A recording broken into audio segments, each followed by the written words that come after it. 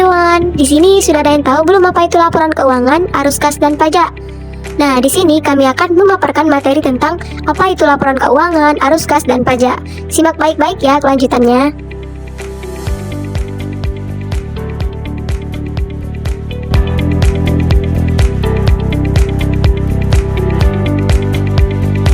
Menurut Eugene F. Brigham, laporan keuangan perusahaan adalah beberapa lembar kertas dengan angka-angka yang tertulis di atasnya. Tetapi, penting juga untuk memikirkan aset-aset nyata yang berada di balik angka tersebut. Ada 5 jenis laporan keuangan. Yang pertama, laporan laba rugi, yang diartikan sebagai laporan yang berisikan keadaan laba dan rugi suatu perusahaan. Laporan ini dibuat untuk memperjelas kondisi keuangan perusahaan selama periode waktu tertentu. Laporan yang kedua itu adalah laporan perubahan modal, yang disebut sebagai laporan yang dibuat untuk setiap periode di mana perubahan kenaikan dan penurunan kekayaan yang dijelaskan.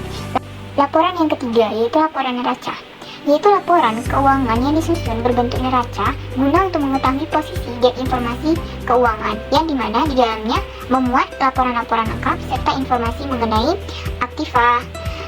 aktiva atau aset, kewajiban, dan ekuitas.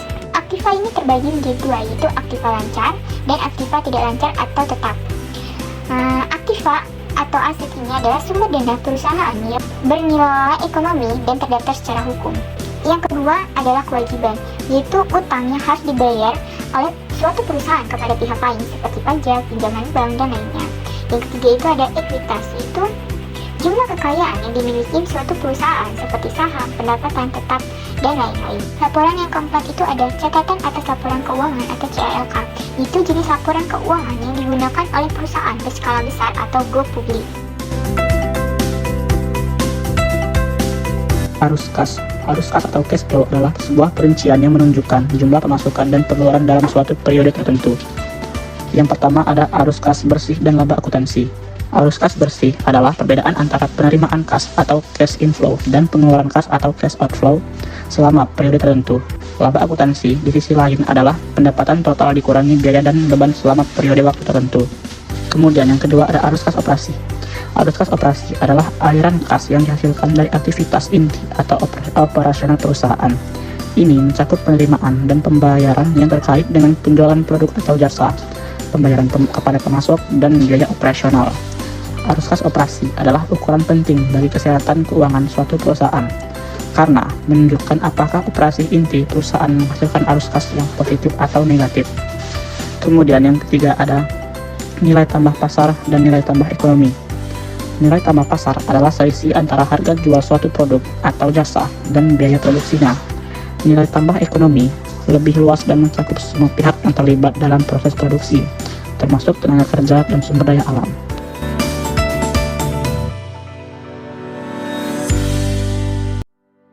Pajak adalah ukuran jumlah yang harus dibayarkan oleh suatu individu atau perusahaan, ditentukan oleh kode pajak, yaitu pajak seperangkat peraturan yang sering dilakukan penyesuaian. Pajak dibagi menjadi 4. 1. Pajak pendapatan perusahaan. Pajak pendapatan perusahaan adalah jenis pajak yang dikenakan pada pendapatan yang diperoleh oleh perusahaan dari kegiatan operasional mereka. Besarnya pajak pendapatan perusahaan biasanya tergantung pada tingkat pajak yang ditetapkan oleh pemerintah dan peraturan perpajakan yang berlaku di suatu negara. Pemerintah menggunakan pajak ini untuk mendapatkan pendapatan diperlakukan untuk membiayai berbagai layanan dan proyek infrastruktur yang diperlukan bagi masyarakat. 2. Laba operasi dan pajaknya perusahaan. Laba operasi adalah pendapatan yang diperoleh sebuah perusahaan dari kegiatan operasional utamanya setelah dikurangi dengan biaya operasional seperti biaya produksi, biaya penjualan, dan biaya administrasi. Pajak perusahaan adalah kewajiban pajak yang harus dibayar oleh perusahaan atas laba atau pendapatan yang diperoleh besarnya didasarkan pada aturan dan tarif pajak yang berlaku di suatu negara, serta pengurangan atau insentif pajak yang mungkin diberikan berdasarkan kebijakan perpajakan. Di sini juga ada tabel. Di sini tabelnya Undang-Undang Nomor 36 Tahun 2008 Pasal 17 yang ada lapisan penghasilan kena pajak, tarif pajak ber-NPWP dan tidak ber-NPWP. Yang pertama itu sampai dengan 50 juta ber-NPWP 5% dan tidak ber-NPWP itu 6%. Yang kedua di atas 50 juta sampai dengan 250 juta ber-NPWP 15% dan tidak ber-NPWP 18%. Yang tiga juga ada di atas 250 juta sampai dengan 500 juta ber-NPWP 25% dan tidak ber-NPWP di angka 30%. Yang keempat tuh di atas 500 juta ber-NPWP 30% dan tidak ber-NPWP itu di angka 36%.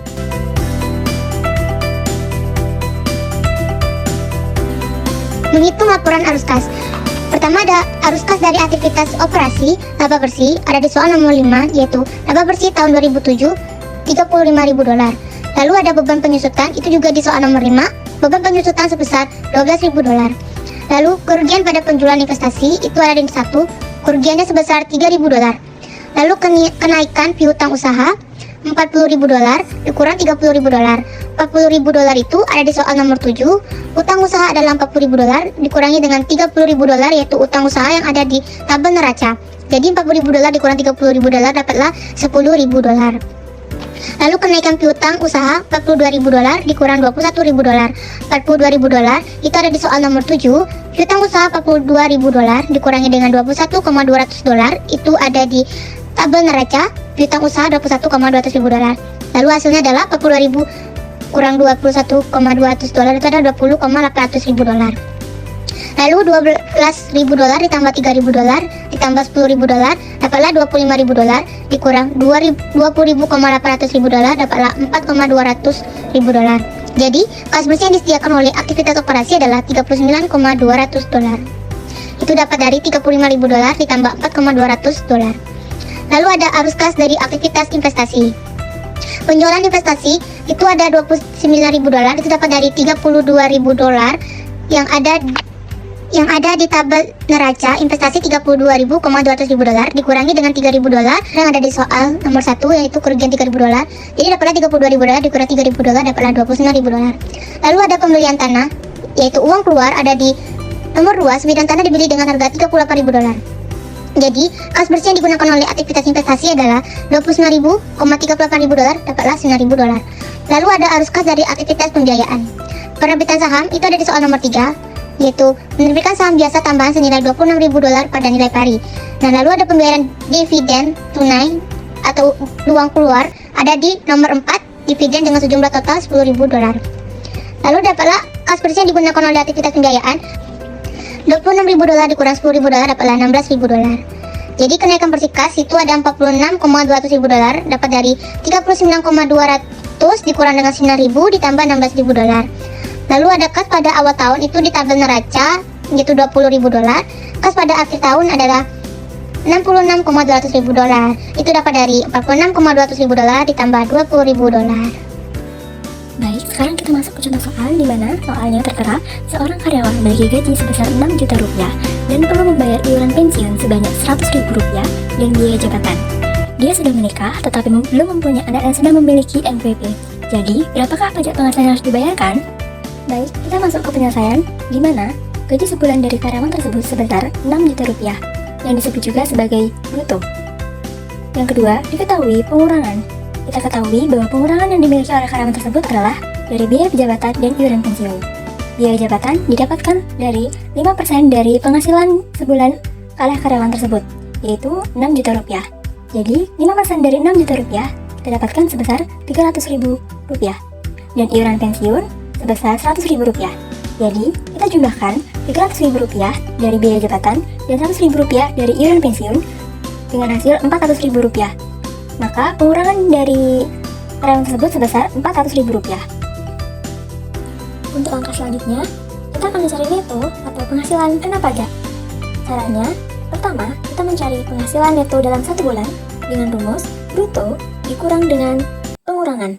Seperti yang telah diketahui di atas, bruto sebesar 6 juta rupiah dikurang dengan pengurangan adalah 400.000 rupiah.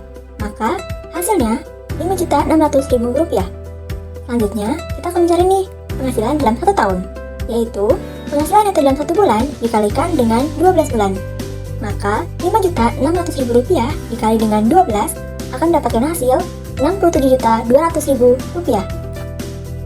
Untuk cara selanjutnya, kita akan mencari tentang PTKP atau penghasilan tidak kena pajak dalam 1 tahun, yaitu kita mencari untuk wajib pajak atau WP sendiri sebesar 54 juta rupiah dan tambahan wajib pajak kawin sebesar 4.500.000 rupiah.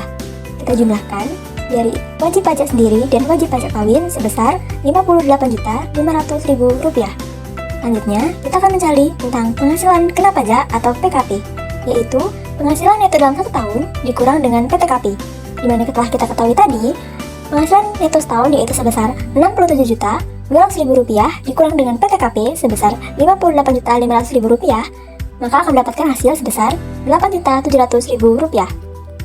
Nah, Rp8.700.000 inilah yang akan terkena tarif pajak dan masih tergolong dalam golongan 1. Seperti yang telah dijelaskan di tabel berikutnya ya. Nah, oleh karena itu, masih untuk cara selanjutnya, kita akan mencari tentang PTKP atau penghasilan tidak kena pajak dalam 1 tahun. Yaitu, kita mencari untuk wajib pajak atau WP sendiri sebesar Rp54.000.000 dan tambahan wajib pajak kawin sebesar Rp4.500.000. Kita jumlahkan dari wajib pajak sendiri dan wajib pajak kawin sebesar Rp58.500.000. Selanjutnya, kita akan mencari tentang penghasilan kena pajak atau PKP, yaitu penghasilan neto dalam 1 tahun dikurang dengan PTKP. Dimana telah kita ketahui tadi, penghasilan neto setahun yaitu sebesar Rp67.200.000 dikurang dengan PTKP sebesar Rp58.500.000, maka akan mendapatkan hasil sebesar Rp8.700.000. Nah, Rp8.700.000 inilah yang akan terkena tarif pajak dan masih tergolong dalam golongan 1. Seperti yang telah dijelaskan di tabel berikutnya ya. Nah, oleh karena itu, jumlah inilah yang akan terkena tarif pajak. Seperti yang telah dijelaskan di atas tadi, Rp8.700.000 ini masih termasuk golongan 1, yaitu akan terkena tarif pajak sebesar 5%. Maka, kita cari 5% dari Rp8.700.000, yaitu kita mendapatkan hasil sebesar Rp435.000.